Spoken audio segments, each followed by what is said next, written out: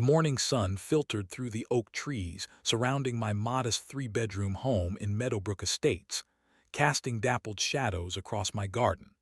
This neighborhood had been my sanctuary for 5 years now.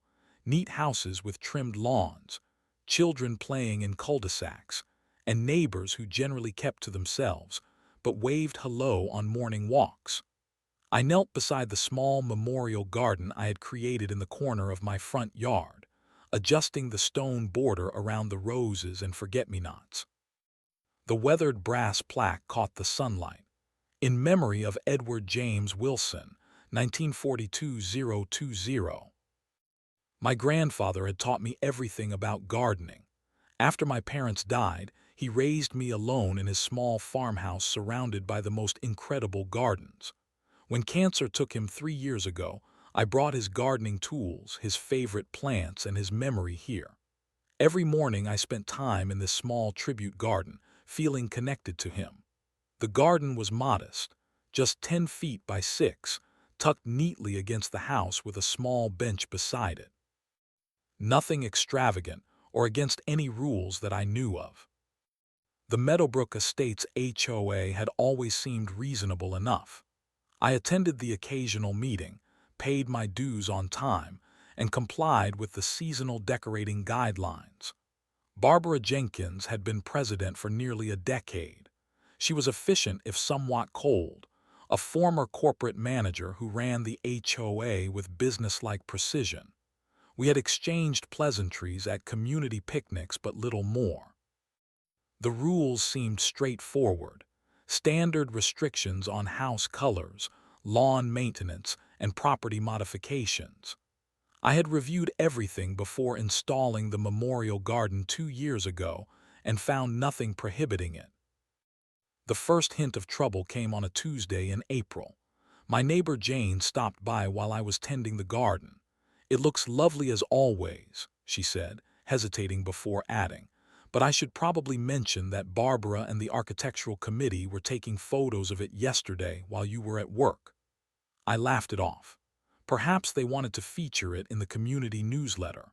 My garden was flourishing while maintaining a tasteful appearance that complemented the neighborhood aesthetic. Then came the drive-bys.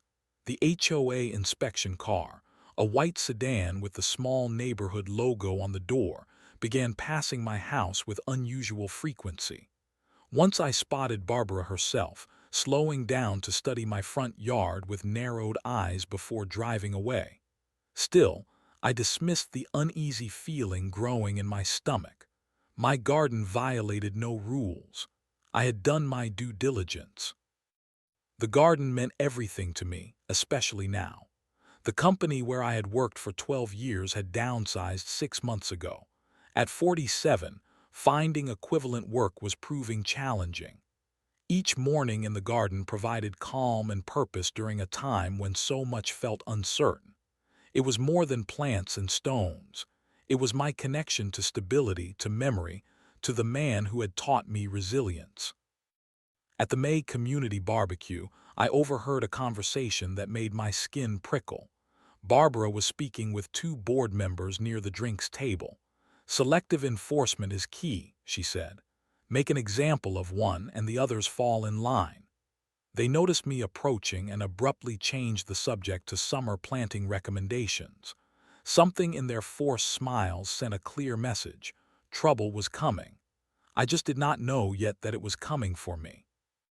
The certified letter arrived on a Thursday afternoon. I recognized the Meadowbrook Estates letterhead immediately, but the violation notice, stamped in bold red letters across the top, made my heart sink. Confusion washed over me as I read the contents.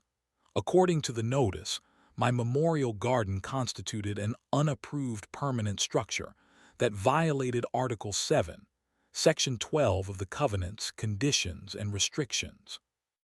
I was ordered to remove it within 7 days or face an initial fine of $100, followed by daily penalties of $50. I read the letter 3 times, trying to make sense of it. A permanent structure. The garden was plants, mulch, and a small stone border. The only structure was a bench and the memorial plaque. I pulled out my copy of the CC and RS from the filing cabinet and flipped to Article 7. Section 12 indeed prohibited permanent structures without prior approval from the Architectural Committee, but the term had always been understood to mean sheds, gazebos, or large installations. No reasonable person would classify a memorial garden as a structure. The next morning, I walked into the HOA office housed in our community center. The receptionist, Denise, gave me a sympathetic look as I requested a meeting with Barbara. "She is expecting you," she said quietly, which only increased my unease. Barbara sat behind her desk, reading glasses perched on her nose, not looking up as I entered. The office walls were covered with framed community awards and photos of Barbara shaking hands with local politicians. "I received this violation notice about my memorial garden," I said, placing the letter on her desk. "There must be some mistake. It is not a structure, it is just plants and a small stone border." Barbara removed her glasses slowly, fixing me with a cold stare. "The Architectural Committee has determined that the combination of permanent stone border, bench, and metal plaque constitutes a structure under our guidelines. The decision is unanimous." "But I have had this garden for 2 years without issue," I protested, "and there are similar gardens throughout the neighborhood." "Those other situations are different," she replied with artificial patience, as if explaining something to a child. "Your installation is particularly prominent. Rules are rules, Mr. Wilson. The committee has spoken." I took a deep breath. My grandfather passed away 3 years ago. This small memorial is important to me. What if I modify it somehow? Remove the bench, perhaps? "The decision has been made," Barbara said, standing to indicate our meeting was over. "7 days to comply or the fines begin. This conversation is not a formal appeal. For that, you would need to submit Form 27B and wait for the next board meeting in 6 weeks. By then, your fines would be quite substantial." Her thin smile never reached her eyes. That evening, I sat at my computer, anger and confusion driving me to search for answers. I pulled up the neighborhood social media page and began studying photos from community events. Something did not add up. Board member Michael Thompson had a similar garden dedicated to veterans. The Hendersons had an elaborate fairy garden with permanent fixtures. Neither had received violations as far as I knew. I expanded my search, documenting every similar structure in the neighborhood. By midnight, I had identified 17 gardens with permanent elements, stone borders, benches, decorative installations. Yet mine was the only one cited. This was not random enforcement. This was targeted. The revelation kept me awake until dawn. Was it personal? Had I unknowingly offended Barbara or another board member? Or was there something else, something about the location of my property perhaps? Whatever the reason, one thing became clear. This was not about community standards or property values. This was selective enforcement. The following day, I drove around the neighborhood taking discreet photos of similar gardens. A knot formed in my stomach when I saw Barbara emerging from the Thompson home, laughing and carrying a casserole dish. The pieces were starting to fit together, a network of friendships and favors determining who received citations and who did not. That night I made my decision. I would not remove my grandfather's memorial garden. This was no longer about just preserving his memory. This was about fairness, about standing against arbitrary power wielded without accountability. If they wanted my garden gone, they would have to fight for it, and I was prepared to fight back. The second notice arrived exactly 8 days after the first, this one in a bright orange envelope. Second violation notice. Failure to comply dominated the header, followed by a detailed breakdown of accumulated fines. The tone was more aggressive.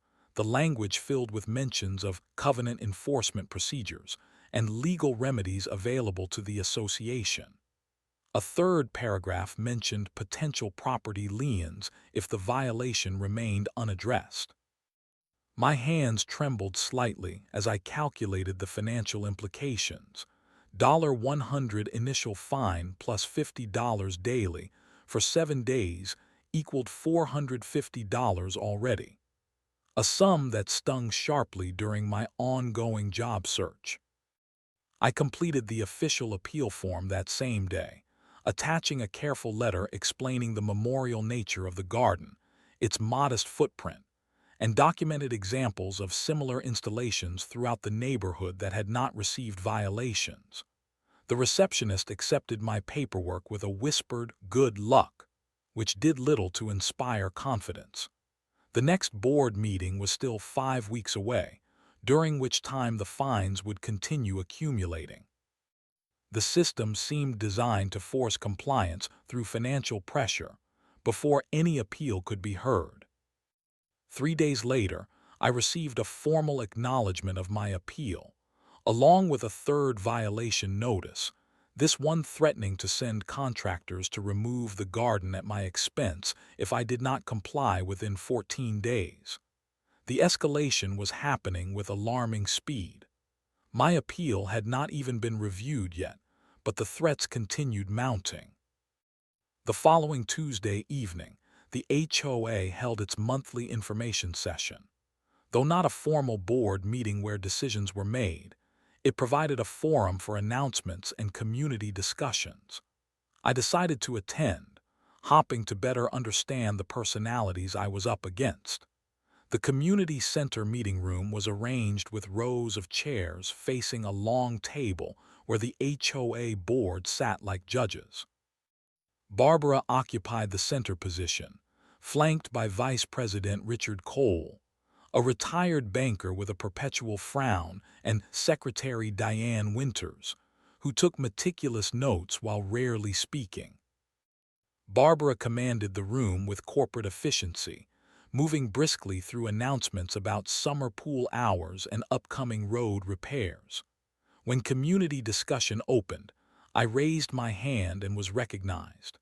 Standing with forced calmness, I asked a general question about the process for determining which violations received priority enforcement. The room grew noticeably quieter. The board evaluates violations based on visibility, severity, and impact on community standards, Barbara answered smoothly. We have limited resources and must prioritize accordingly. And who decides which violations meet those criteria? I pressed. Richard Cole leaned forward. The Architectural Committee makes recommendations, and the board approves enforcement actions. If you have a specific concern, you should follow the proper channels rather than disrupting a general meeting. Several heads turned my way, some with curiosity, others with sympathy, and a few with obvious discomfort. I had publicly signaled my dissent, and the community was now watching. As the meeting concluded, 3 neighbors approached me separately, each whispering brief messages of support before quickly moving away, as if afraid of being seen speaking with me. The next morning, neighbor Jane knocked on my door, looking nervously over her shoulder. "I should not be telling you this," she said, voice low, "but Barbara has been talking about your lot specifically. Something about its location making it ideal for the new community garden project she wants to propose next year. Your house sits at the entrance to the neighborhood with that perfect southern exposure." Jane squeezed my arm. "Be careful. When Barbara wants something, she usually gets it." The pieces clicked into place with sickening clarity. This was never about my memorial garden. This was about my property location. Barbara wanted to pressure me into removing the garden as a first step toward some larger plan. The revelation burned in my stomach like acid.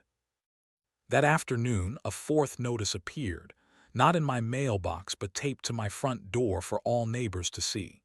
This one mentioned law enforcement options for ongoing noncompliance. The public shamming was deliberate.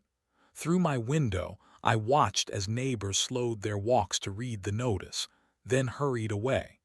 My humiliation was being used as a neighborhood spectacle. That night, I transformed my home office into an evidence center. I pinned neighborhood maps to the wall, marking every property with gardens or structures similar to mine. I created a spreadsheet documenting dates, photographs, and violation histories. I installed a small security camera overlooking my garden, angled to capture any unauthorized entry to my property. I began recording every phone call with HOA officials, legal in my state with single-party consent. Something Barbara had not counted on. Before my corporate downsizing, I had spent 15 years in documentation and compliance. Methodical record-keeping was second nature to me. If this was war, then information would be my armor. I did not yet have my weapon, but I was preparing the battlefield.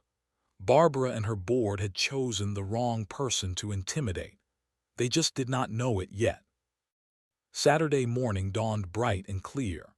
I was kneeling in the memorial garden, deadheading the forget-me-nots, when the sound of engines drew my attention to the street.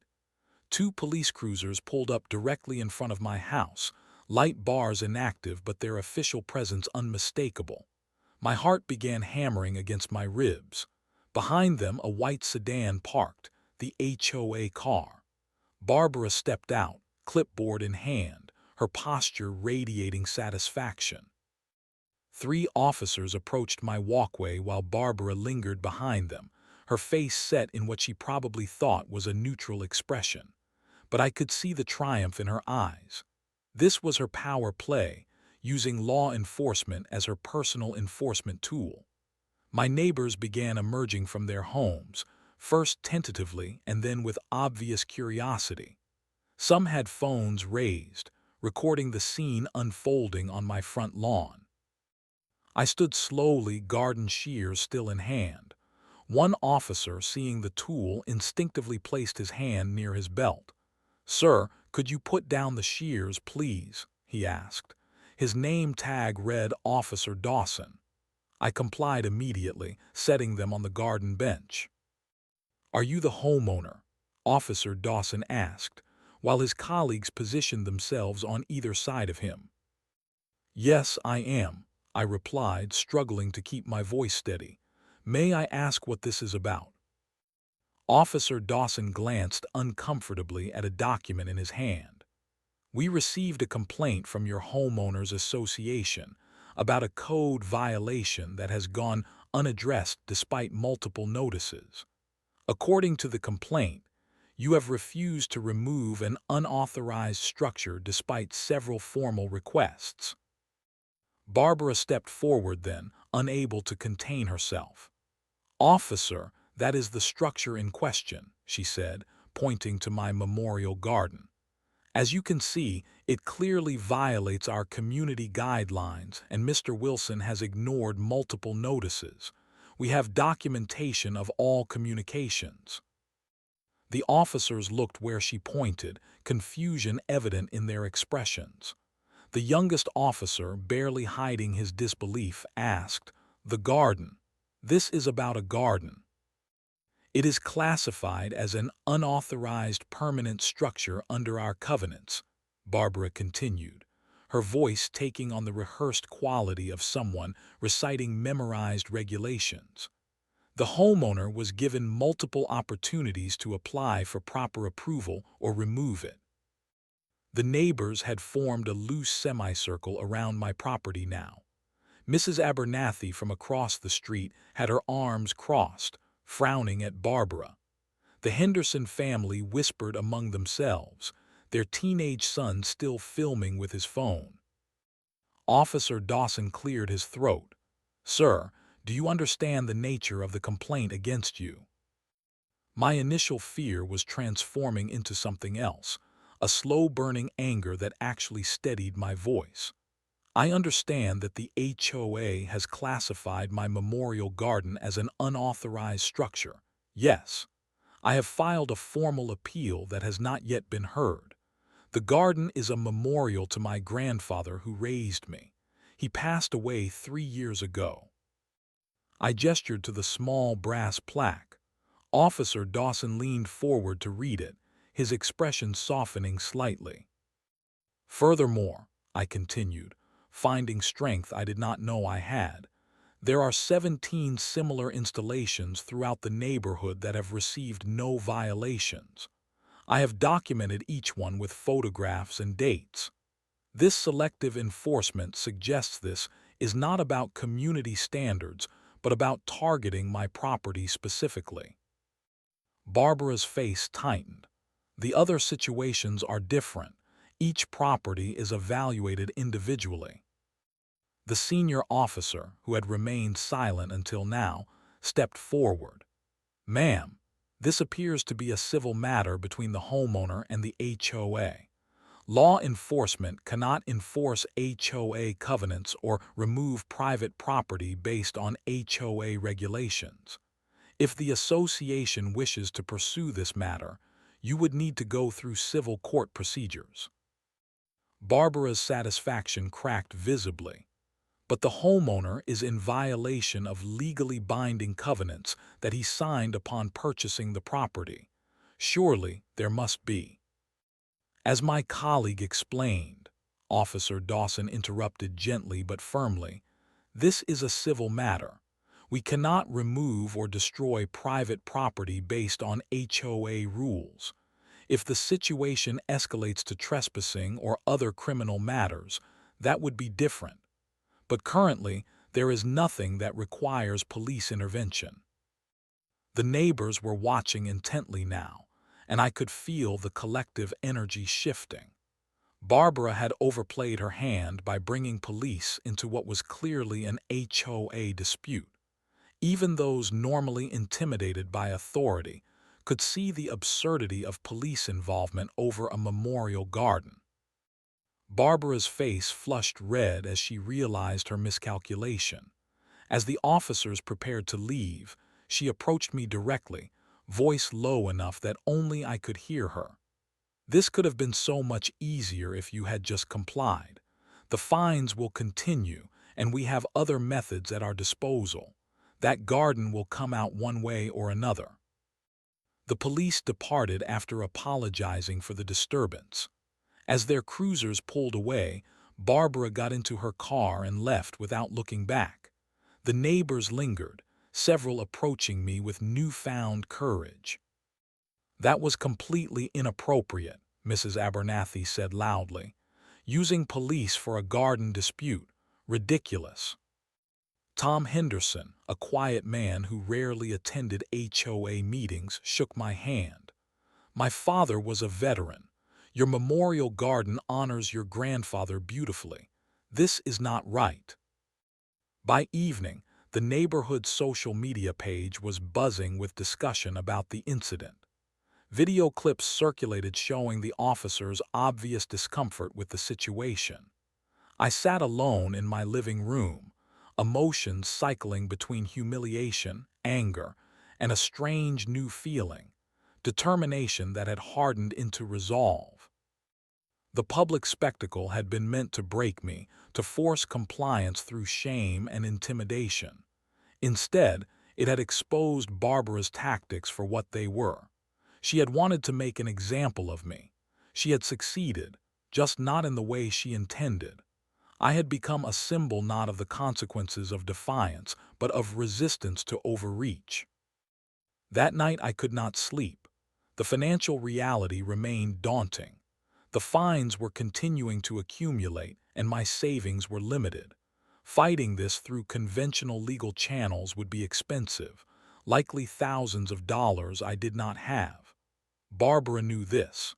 The system was designed to make resistance costly, to force compliance through economic pressure rather than legitimate authority.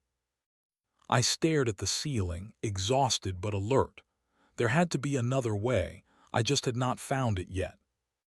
Monday morning brought the inevitable, a bill for accumulated fines totaling $950, with a reminder that additional daily penalties were continuing. I called 3 different law firms specializing in HOA disputes. Each consultation ended the same way. Sympathetic attorneys explaining that fighting the HOA would likely cost between $3,000 and $5,000, with no guarantee of success. Courts typically deferred to HOA authority, unless clear discrimination or procedural violations could be proven. I sat at my kitchen table that evening, surrounded by violation notices, appeal forms, and legal consultation notes. The memorial garden had become an expensive battle I could not afford to fight but could not bear to surrender. My grandfather had taught me to stand up for what was right, but he had also taught practicality. Perhaps it was time to be practical. Remove the garden. Stop the financial bleeding. The doorbell rang just as I was contemplating defeat. Frank Morello, a retiree from 3 doors down, stood on my porch. Frank had lived in Meadowbrook Estates since it was built 15 years ago. He rarely attended community events and kept to himself. "Got a minute?" he asked. "Heard about your trouble with Barbara and the board." I invited him in, offering coffee which he accepted with a nod. Frank settled at my kitchen table, examining the spread of documents with interest. "Worked as an HOA property manager for 30 years before retiring," he said, sipping his coffee. "Different neighborhoods, but same games. Barbara reminds me of every power-hungry board president I ever dealt with." "She seems determined to make an example of me," I admitted. "I cannot afford a lawyer, and the fines are adding up daily." Frank leaned forward. "Lawyers are overrated in these situations. HOAs count on homeowners not knowing the rules better than they do." He tapped the CC and RS document. "May I?" I pushed it toward him. Frank flipped through pages with practiced efficiency, occasionally murmuring to himself. Finally, he looked up with a gleam in his eyes. "Did you know that under state law, HOAs are required to maintain detailed records of all board meetings where enforcement decisions are made? Minutes, votes, attendance, all of it. And homeowners have the right to inspect those records." I shook my head. I did not know that. "Most people do not," Frank continued. "And here is something else.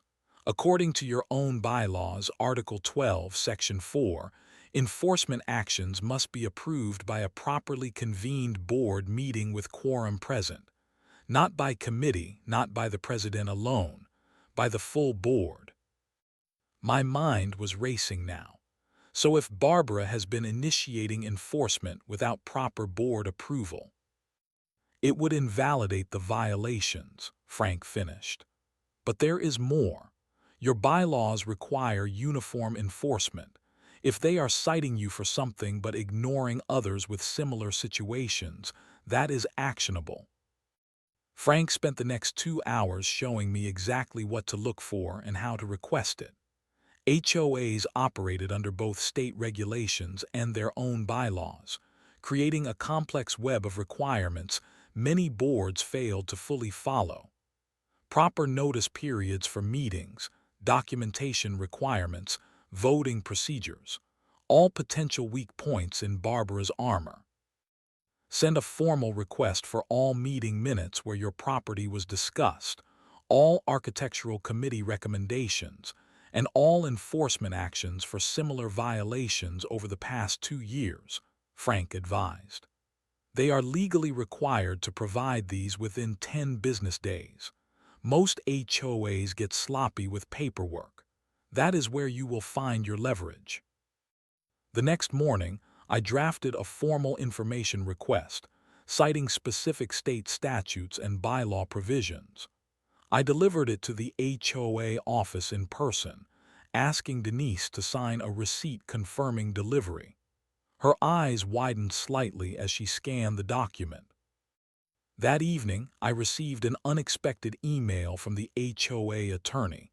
Not a form letter, but a personal message asking to discuss resolution options regarding my situation. My simple records request had triggered a response within hours. Frank was right. Something about my request had hit a nerve. I tested the waters with a carefully worded reply, mentioning my interest in procedural compliance and uniform enforcement documentation. The response came at 10:38 p.m., well outside business hours, suggesting we meet informally before proceeding with the records request. My dining room became command central over the next few days. I created a timeline of all HOA communications, cross-referenced with bylaw requirements. I documented board meeting dates from the community newsletter, noting that several enforcement actions against me occurred without intervening meetings where they could have been properly approved. For the first time since receiving that first violation notice, I smiled.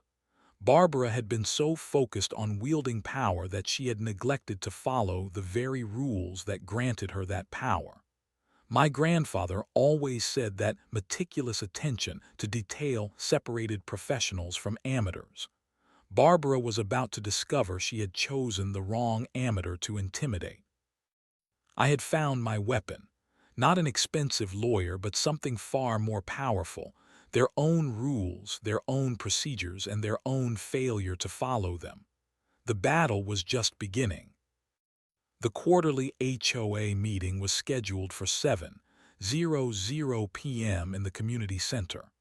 By 6:30, I had already set up my materials at a small side table, binder of evidence, laptop, and portable projector borrowed from a former colleague. Neighbors trickled in, many nodding in recognition or offering quiet words of support. Word of the police incident had spread throughout Meadowbrook Estates, creating an unusual level of interest in what was typically a sparsely attended meeting. By 6:50, all 40 chairs were filled. Additional residents stood along the walls.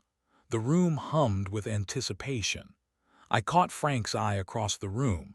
He gave me a subtle thumbs up. My request for records had produced exactly what we suspected: inconsistent documentation, missing approvals, and clear evidence of selective enforcement. At 7:05, the board members filed in, visibly surprised by the turnout. Barbara's steps faltered momentarily when she saw me near the front, but she quickly regained her composure. She called the meeting to order with her usual efficiency, moving briskly through the agenda items: budget updates, landscaping contracts, pool maintenance schedules. When she opened the floor for community comments, 3 hands shot up immediately. Barbara recognized Mrs. Abernathy first. "I would like to know why police were called to enforce an HOA violation," Mrs. Abernathy asked directly. "Many of us found this deeply concerning."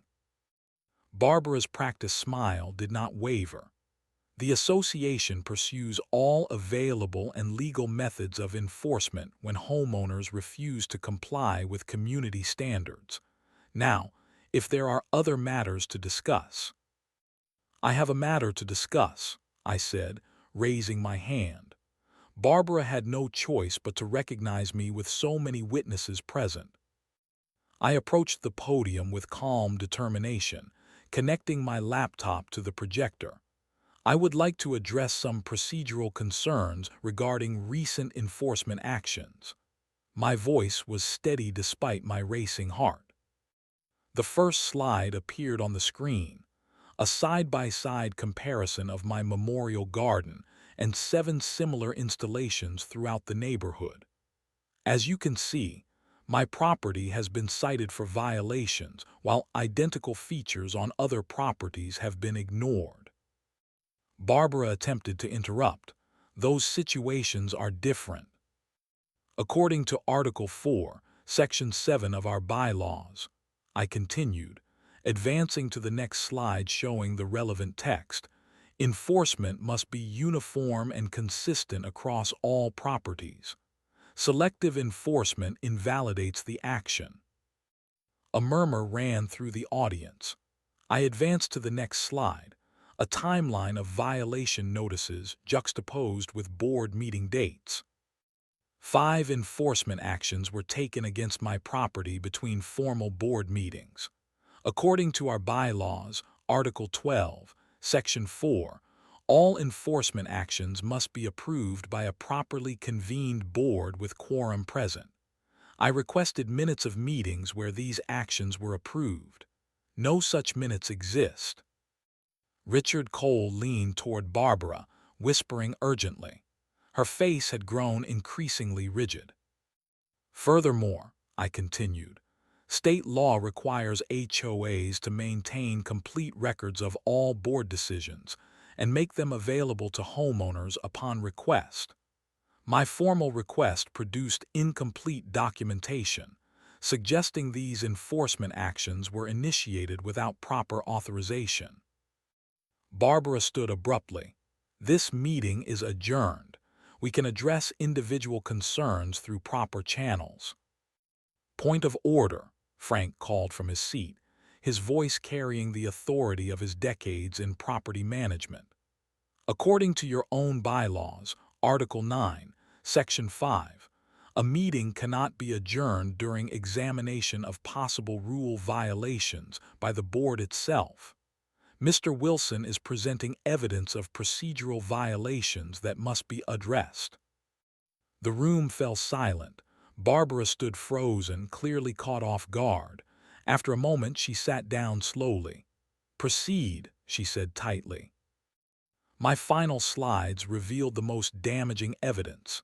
Emails between Barbara and the Architectural Committee discussing strategic enforcement to encourage turnover of certain properties, specifically mentioning my lot as ideal for the planned community garden entrance feature. Barbara's face drained of color as her own words projected on the wall. These communications reveal that enforcement against my property was not based on rule violations, but on a desire to pressure me specifically. This constitutes harassment and abuse of HOA authority. The room erupted with questions. Homeowners who had remained silent for years began sharing similar experiences: selective enforcement, unexplained fines, intimidation tactics. Board member Diane Winters looked increasingly uncomfortable as the testimonies mounted. Finally, she cleared her throat. As secretary, I must note that several of these enforcement actions were never properly presented to the full board for approval. I was unaware of the communications regarding strategic targeting of specific properties. Richard Cole quickly distanced himself as well. The board never authorized police involvement for covenant enforcement. That decision was not presented for approval. Barbara sat in stunned silence as her support crumbled. Phones recorded the unfolding accountability. The community had found its voice. I stood firm at the podium, no longer a target but a catalyst. By meeting's end, 3 motions had passed with overwhelming support from the homeowners present. An immediate audit of all enforcement actions from the past year, suspension of all current fines pending review, and the establishment of a homeowner-led committee to revise the architectural guidelines with clear, objective standards. Barbara did not look at me as she gathered her papers and left quickly through the side door. As the crowd dispersed, neighbors approached to share their own stories and offer support. The power dynamic had shifted irrevocably. My grandfather's memorial garden had become a symbol of something larger, a community reclaiming its voice from those who had abused their authority. Spring bloomed again in Meadowbrook Estates, but this year everything was different. My memorial garden flourished undisturbed, forget-me-nots creating a blue carpet around my grandfather's plaque. The violations had been officially rescinded, the accumulated fines canceled. But the garden was no longer just my personal memorial, it had become a symbol of something larger. The aftermath of that quarterly meeting transformed our community. Barbara resigned as president the following week, citing personal reasons in her terse email announcement. Two other board members stepped down as well.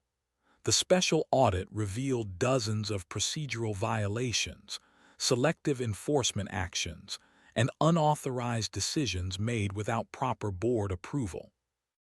A special election brought fresh voices to the board, including Frank Morello, who emerged from retirement to help restructure the governance process. The new board's first action was adopting a homeowner's Bill of Rights, establishing clear procedures for rule enforcement, appeals, and transparent decision-making. The community garden project still happened, but with a completely different approach. Rather than targeting specific properties for pressure, the new board issued an open call for voluntary participation. 3 homeowners with adjacent corner lots enthusiastically offered portions of their yards. I contributed some of my grandfather's heirloom plant varieties, finding unexpected healing and sharing his legacy with the community. Former adversaries navigated our new relationship awkwardly. I encountered Barbara at the grocery store once. She avoided eye contact but offered a stiff nod of acknowledgement. Some wounds would take time to heal, but the toxic power structure had been dismantled. Neighbors who had once hurried past each other now stopped to chat. The spring block party saw record attendance. Children played in front yards while adults discussed community improvements rather than rule violations. The atmosphere had fundamentally shifted from control to collaboration. I found work again eventually. Ironically, as a compliance consultant helping organizations navigate regulatory requirements. My battle with the HOA had sharpened skills I did not know would become professional assets. On the anniversary of my grandfather's passing, neighbors surprised me by leaving flowers at the memorial garden. Mrs. Abernathy brought forget-me-not seeds from her own garden. Tom Henderson installed solar-powered lights to illuminate the plaque in the evenings.